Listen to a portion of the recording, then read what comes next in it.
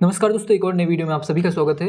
MPSI की new vacancy जो कि नेक्स्ट वैकेंसी 2026-27 में आपको देखने को मिल सकती है, उसके लिए बहुत ही इंपॉर्टेंट है कि आप आज से तैयारी शुरू कर दें, क्योंकि आपने देखा होगा कि एमपीएसआई प्रीलिम्स 2025 में काफ़ी सारी नई चीज़ें हमको देखने को मिली थी। वैसे ही यहाँ पर भी होने वाला है। फिर से एक नया सिलेबस देखने को मिलेगा आपको। न्यू सिलेबस के साथ साथ आपको न्यू एग्ज़ाम पैटर्न देखने को मिलेगा। आप सभी ने बहुत सारी वीडियोस देख लिए होंगे, तो न्यू एग्ज़ाम पैटर्न देखने को मिलेगा। फिर बहुत सारी चीज़ें आपको यहाँ पर चेंजेस देखने को मिलेंगे। तो हमारे लिए ज़रूरी हो जाता है कि उन ऐसे टॉपिक्स को कंप्लीट करना शुरू कर दिया जाए जो पहले भी था, आगे भी होगा, और आगे चाहे कितना भी एग्ज़ाम पैटर्न चेंज हो जाए उनमें कोई चेंज नहीं होगा। तो यहाँ पर हम इस वीडियो में क्या देखने वाले हैं, इस वीडियो में हम देखेंगे, ये तो आप सभी को पता होगा कि 575 के आसपास यहाँ पर वैकेंसी देखने को मिल सकती हैं, और हो सकता है इसमें थोड़ा बहुत चेंज भी देखने को मिल जाए, प्लस माइनस भी देखने को मिल जाए। तो उसके लिए भी हमको क्या रहना है, रेडी रहना है। इस वीडियो में हम और क्या देखेंगे, सिलेबस देखेंगे, एग्जाम पैटर्न, जो कि आपने बहुत सारी वीडियोज़ देखे हैं तो पता होगा। मेनली हमारा फोकस रहेगा सिलेबस पर। एग्ज़ाम लेवल कितना चेंज रह सकता है उस पर भी बात करेंगे। साथ में तैयारी कैसे शुरू करें जब हमारे पास अभी ना तो सिलेबस है, ना तो एक ऑफिशियल नोटिफिकेशन है, तो उसके लिए हमको तैयार कैसे रहना है। और मोस्ट इंपॉर्टेंट बात जो मैं इस वीडियो में बताऊंगा कि एनसीईआरटी अगर आप पढ़ेंगे, क्योंकि मैं आपको बताऊंगा एनसीईआरटी बहुत इंपॉर्टेंट है, तो एनसीईआरटी 6th क्लास से 12th क्लास तक की पढ़नी है क्या? ऐसे में तो काम हो जाएगा। मतलब जैसे यूपीएससी की तैयारी करते हैं वैसा करना है तो बिल्कुल भी नहीं करना है। तो ये सारी बातें करेंगे। तो चलिए, सबसे पहले सिलेबस की अगर हम बात करें तो ये सारे ऐसे सब्जेक्ट हैं जो आपको वहाँ पर किसमें, एमपीएसआई प्रीलिम्स मेंस 2025 में देखने को मिले, जो अभी हाल ही में हुआ। इसमें 2-4 सब्जेक्ट और ऐड कर सकते हैं आप, जैसे एनवायरनमेंट भी था, साथ में यहाँ पर था आपका साइंस एंड टेक भी था, साथ में आपका था यहाँ पर करंट अफेयर। कुछ ऐसे ये सारे सब्जेक्ट मैंने यहाँ पर ऐड कर दिए जो कि प्रीलिम्स मेंस में आपको देखने को मिले। लेकिन अगर मैं 2026 के एग्ज़ाम पैटर्न की बात करूं, जो नया एग्ज़ाम पैटर्न आएगा, तो वहाँ पर संभावना ये है कि आपका प्रीलिम्स मेंस जो अलग अलग था, केवल एक पेपर होगा जिसको बोलेंगे रिटन एग्ज़ाम। दूसरा फिजिकल और इंटरव्यू क्या होगा आपका, साथ में होगा फिजिकल प्लस इंटरव्यू, एक ही दिन पे हो जाएगा आपका। तो ये कुछ इस प्रकार का आपका, इसको हम बोल सकते हैं ऐसे P+I। तो रिटन एग्ज़ाम में क्या होगा आपका, 2 टाइप के यहाँ पर, सब्जेक्टिव एंड ऑब्जेक्टिव। अब ये मज़े की बात है कि ऑब्जेक्टिव एंड सब्जेक्टिव। अब सब्जेक्टिव का मतलब होता है कि आपको आंसर राइटिंग करना पड़ेगा। तो ये क्या संभव है कि आप ऑनलाइन एग्ज़ाम ले रहे हो और उसमें ऑब्जेक्टिव टाइप क्वेश्चन पेपर भी बना रहे हो, साथ में सब्जेक्टिव टाइप भी? तो ये बिल्कुल भी क्लैरिटी नहीं है अभी। लेकिन अभी हम ये मान के चलेंगे कि आपका एग्ज़ाम ऑब्जेक्टिव टाइप का होगा, क्योंकि जनरली ऐसा ही होता है एमपीएसबी के द्वारा जितने भी एग्ज़ाम होते हैं। तो हम सब्जेक्टिव शब्द को क्या कर देंगे, इग्नोर कर देंगे अभी फ़िलहाल के लिए, जब तक नोटिफिकेशन नहीं आती है तब तक हम ये मान के चलेंगे कि आपका एग्ज़ाम ऑब्जेक्टिव टाइप का ही होने वाला है। तो अगर मैं सिलेबस की बात करूँ तो सिलेबस में मिनिमम कौन कौन सी चीज़ें रहेंगी ही, उन पर हम बात करते हैं। तो हिस्ट्री, किसी भी हालत में हिस्ट्री से कोई भी समझौता एमपीएसबी नहीं करेगा। हिस्ट्री तो आपके सिलेबस में रहने ही वाली है। पॉलिटी बिल्कुल रहेगी। इसमें आप सिविक्स भी जोड़ सकते हैं, जो कि आपने देखा होगा एग्जाम लेवल में कोई भी अंतर नहीं था। पॉलिटी को ही इन्होंने क्या मान लिया था, सिविक्स मान लिया था। ज्योग्राफी, क्योंकि प्रीलिम्स में थी लेकिन मेंस में नहीं थी, लेकिन मैं ये मान के चलूँगा कि ज्योग्राफी एक इंपॉर्टेंट फैक्टर है आपके एग्ज़ाम, किसी भी एग्ज़ाम में, तो इसलिए ये भी रहेगी। इकोनॉमी का बहुत ज़्यादा रोल नहीं था, लेकिन हम इसको लेकर चलेंगे क्योंकि मेंस में था, और प्रीलिम्स में भी यहाँ से 2-3 1-2 करके क्वेश्चन देखने को मिले थे। हिंदी इंग्लिश बहुत ही, मतलब ये अभी नहीं पता, क्योंकि जब तक सिलेबस नहीं आता है तब तक नहीं पता चलेगा। लेकिन मैं मान के चलूँगा कि हिंदी इंग्लिश भी रहेगी। कहाँ पर, 2026 में। ऐसा क्यों बोल रहा हूँ मैं, क्योंकि अभी सहायक जेल अधीक्षक की जो वैकेंसी आई है उसमें भी है, वो भी ग्रेजुएशन बेस्ड एग्ज़ाम है। तो हम ये मान के चलते हैं कि यहाँ से भी क्वेश्चन देखने को मिल सकते हैं।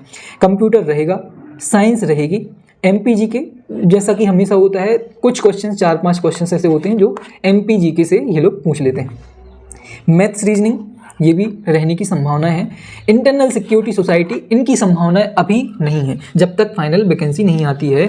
तो मैं आपको ये बोलना चाहता हूँ कि अगर आप 2026 की तैयारी में लग चुके हैं तो इन सब्जेक्ट्स पे आपको सबसे ज़्यादा ध्यान देना है, जिसमें हिस्ट्री और पॉलिटी, तो ये मतलब रोल बहुत ही ज़्यादा इंपॉर्टेंट रोल इन दोनों का है। गेम चेंजर होते हैं ये हर एग्ज़ाम में। तो हिस्ट्री पॉलिटी के लिए आपको मेनली तैयार रहना है, ज्योग्राफी के लिए भी तैयार रहना है, इकोनॉमी थोड़ा कम, इंग्लिश, हिंदी, कंप्यूटर साइंस, ये सारी की सारी चीज़ें आपको बहुत ध्यान से पढ़नी है। तो सबसे पहले आज से अगर आपको तैयारी शुरू करनी है, लेवल क्या रहेगा, लेवल लगभग वही मॉडरेट टू टफ रहेगा।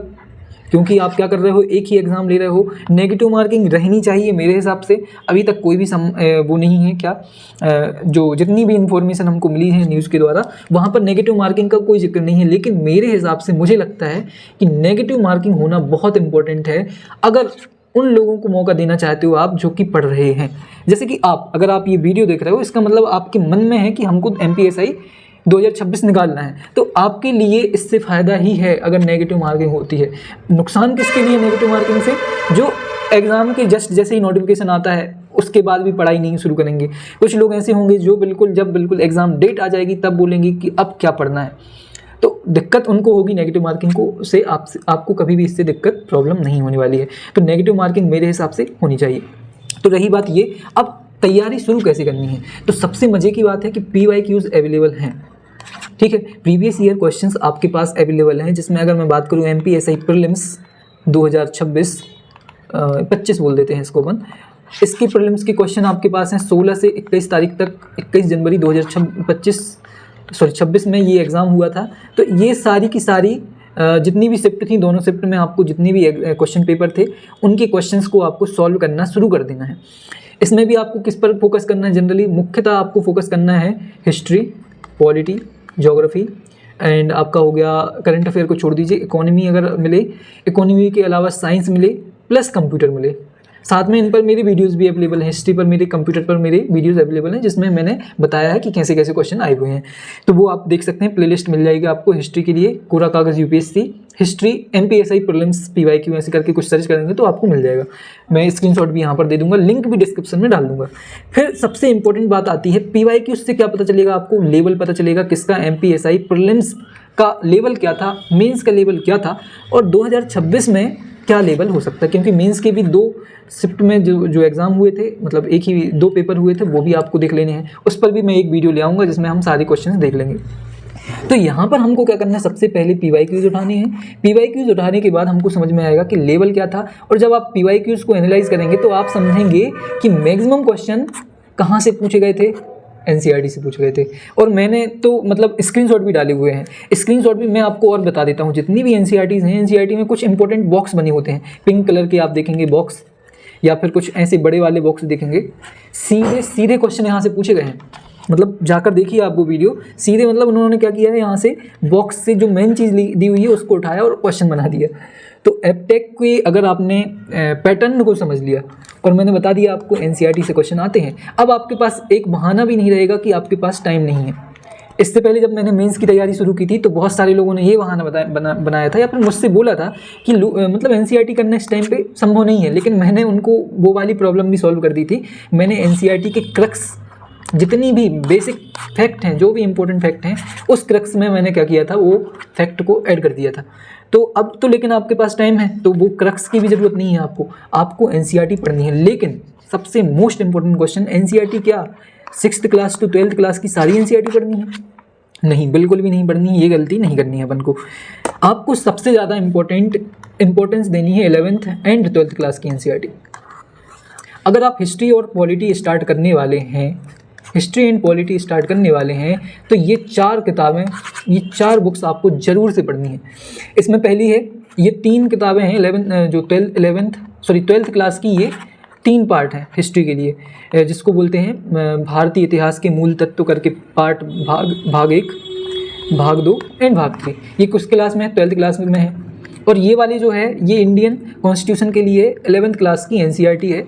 किसकी है? बहुत ही पतली सी, बहुत ही सस्ती किताब है। मतलब अगर मैं बात करूँ 80-90 रुपए की ये बुक आएगी आपकी, और ये भी बहुत ही सस्ती बुक्स हैं। अगर आप ये 3 बुक्स पढ़ लेते हैं, इससे आपका बनेगा क्या, जो बेसिक कॉन्सेप्ट हैं आपके वो क्लियर हो जाएंगे इंडियन कॉन्स्टिट्यूशन के। और अगर इसकी बात करूं तो इसमें तो पूरे सीधे क्वेश्चन यहाँ से बने हुए थे। तो ये 3-4 बुक्स आपको जरूर ले लेनी है। इसकी लिंक भी डिस्क्रिप्शन में मैंने डाल दी है ताकि आपको ज़्यादा ढूंढना ना पड़े। इंग्लिश हिंदी दोनों की लिंक मैंने डिस्क्रिप्शन में डाली है, वहाँ से आप जाके इनको 3-4 बुक्स को क्या कर सकते हैं, परचेस कर सकते हैं। अब PDF भी अवेलेबल है, बहुत ही ईजिली अवेलेबल है इनकी PDF। लेकिन मुझे आप एक बात बताओ, क्या आपने कभी अपना एडमिट कार्ड भी PDF से पूरा पढ़ा है? मतलब आपने हर चीज़ एडमिट कार्ड की भी नहीं पढ़ी होगी, कहाँ से, PDF से। तो बुक्स कोशिश करिए कि बुक्स आप फिजिकल फॉर्म में ही पढ़ें या फिर पेजेस के फॉर्म में ही पढ़ें। PDF से बिल्कुल भी नहीं पढ़ना है। PDF बहुत ही आसानी से NCERT अवेलेबल है। हर एक सब्जेक्ट की एनसीईआरटी ईजिली अवेलेबल है पीडीएफ फॉर्म में, लेकिन आपको कोशिश करनी है कि पीडीएफ ना पढ़ें, आपको बुक लेकर ही पढ़नी है। रीज़न, हम पीडीएफ से कभी भी कनेक्ट नहीं कर पाते हैं, आप उनमें कभी भी टिक नहीं लगा पाते हो, जो भी इम्पोर्टेंट है उनको आप हाईलाइट नहीं कर पाते, उनको आप अंडरलाइन नहीं कर पाते हो। मतलब कुल मिला के जितना भी टाइम आप पढ़ेंगे तो एग्ज़ाम के पहले रिवीजन करने के लिए आपके पास कुछ भी नहीं होगा। और आप सभी को पता होगा कि हमारी मेमोरी शॉर्ट मेमोरी है, 1 महीने बाद आप भूल जाओगे कि इंडियन हिस्ट्री में आपने एनसीईआरटी में क्या पढ़ा था। तो आपके लिए एग्ज़ाम के पहले कुछ ऐसे हाईलाइट होने चाहिए, आपकी बुक में कुछ इंपॉर्टेंट टिक होने चाहिए। पूरी बुक को टिक नहीं करना है। कई लोगों की बुक्स में ये लगता है कि जैसे जो हाईलाइटेड नहीं है वो इम्पोर्टेंट है, तो ऐसा नहीं करना है। आपको वो हाईलाइट करना है जो इम्पोर्टेंट है या फिर जो आप भूल रहे हो। सारी की सारी बुक नहीं बिल्कुल रंगीन बनानी है, ठीक है। तो ये आपको क्या करना है, ये 3-4 किताबें तो आपको पढ़नी है। फिर ज्योग्राफी के लिए अभी रुक जाइए, मैं ज्योग्राफी के लिए आपको बुक लिस्ट बताऊँगा। अभी मैंने आपके लिए सिर्फ हिस्ट्री एंड पॉलिटी के बारे में बताया है, तो शुरू करिए यहाँ से, हिस्ट्री एंड पॉलिटी।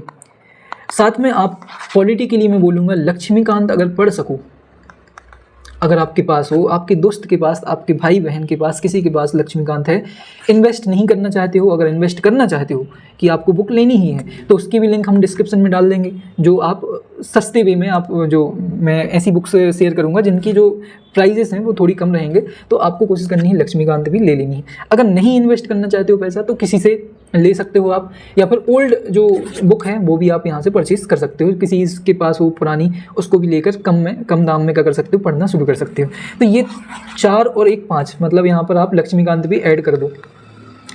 ये पढ़ना है आपको। लूसेंट से फ़ायदा नहीं होगा लेकिन बहुत ही सीमित फ़ायदा होगा। हमें सीमित का नहीं सोचना है, अब हमें नेक्स्ट लेवल पर पहुंचाना है अपने आप को कि कहीं पर भी आपकी दिक्कत ना आए, आपको फिजिकल देने मिले और फिजिकल प्लस इंटरव्यू भी आपको देने को मिले। फिजिकल के लिए अभी रेडी नहीं होना है। अगर आप फिजिकल एमपीएसआई मेंस की तैयारी कर रहे हो तो करो, मतलब मेंस आपने दे लिया है तो आपको फिजिकल की तैयारी करो। तो अभी हमारा मेन फोकस किस पे होना चाहिए, रिटन एग्जाम पे होना चाहिए, और आज से ही तैयारी करिए शुरू। बिल्कुल भी ये मत सोचिए कि आपके पास जब कंटेंट पूरा हो जाएगा तब शुरू करेंगे, नहीं। आपके पास एक बुक है, अगर आपके पास ये सारी बुक्स नहीं है, पहले लूसेंट पढ़ो, लूसेंट से स्टार्ट करो। जब तक आप बुक करेंगे या फिर ऑर्डर करेंगे इन किताबों को और ये जब तक आएंगी तो उनको स्टार्ट कर देना, लेकिन आज से तैयारी शुरू करिए। आप लूसेंट पढ़ना शुरू करिए, पीवाईक्यूज आज से लगाना शुरू कर दीजिए। पीवाईक्यूज कहाँ मिलेंगे, मैं अपने पब्लिक टेलीग्राम चैनल पर पीवाईक्यूज को क्या कर दूंगा, शेयर कर दूंगा। तो आपको बस ज्वाइन करना है कोरा कागज़ यूपीएससी, जो एमपीएसआई मेंस के लिए हमारा ग्रुप है, वो आपको क्या कर लेना है, जाकर अभी ज्वाइन कर लेना है, ठीक है। इसके अलावा कोरा कागज़ यूपीएससी के साथ क्यों जुड़ा रहना चाहिए आपको, क्योंकि हम यहाँ पर एग्ज़ाम की स्ट्रेटजी जैसे कि आज हमने किया है, ऐसे अब हम वीडियोज़ लाते रहेंगे जिसमें हम ना केवल हिस्ट्री पॉलिटी को टारगेट करेंगे, बल्कि हम ज्योग्राफी, जनरल साइंस, कंप्यूटर, इन सारे सब्जेक्ट को भी धीरे धीरे क्या करेंगे, टारगेट करने वाले हैं। तो हमारा मेन फोकस रहेगा स्ट्रेटजी पर, बुक्स पर, एंड समटाइम्स हम क्या करेंगे, कोशिश करेंगे कि हम इन पर स्टडी वीडियोज़ भी शुरू कर सकें। तो अब हमारा मेन फोकस क्या होने वाला है, इन सारी चीज़ों को टारगेट करके एमपीएसआई 2026 में कोरा कागज़ यूपीएससी नेक्स्ट लेवल पर मेहनत करने वाला है। और दूसरा रीज़न ये भी है कि एमपीएसआई मेंस में 2025 में हमारे जो पेड मेंबर्स हैं, यहाँ पर जितने भी लोग हमारे जुड़े हुए थे, उनको बहुत ही ज़्यादा यहाँ से फ़ायदा हुआ है। काफ़ी सारे क्वेश्चन सीधे सीधे हमारे टेस्ट सीरीज़ और नोट्स से सीधे सीधे थे। मतलब इससे बड़ी बात क्या हो सकती है किसी भी एक छोटे से, मतलब कोरा कागज़ यूपीएससी जैसे छोटे चैनल्स के लिए, तो इससे बड़ी बात क्या हो सकती है। तो आपको क्या करना है, ज्वाइन करना है टेलीग्राम चैनल, सब्सक्राइब करना है हमारे कोरा कागज़ यूपीएससी को, ताकि हम थोड़ा और बेहतर कर सकें। और कमेंट करके बताइए कि कौन कौन सी चीज़ें आपको चाहिए हैं जिन पर हम काम करेंगे और आपको बेहतर चीज़ें प्रोवाइड कराने की कोशिश करेंगे। तो मिलते हैं अगली वीडियो में, पढ़ते रहिए, ध्यान रखना। थैंक यू सो मच, धन्यवाद। जय हिंद, जय भारत।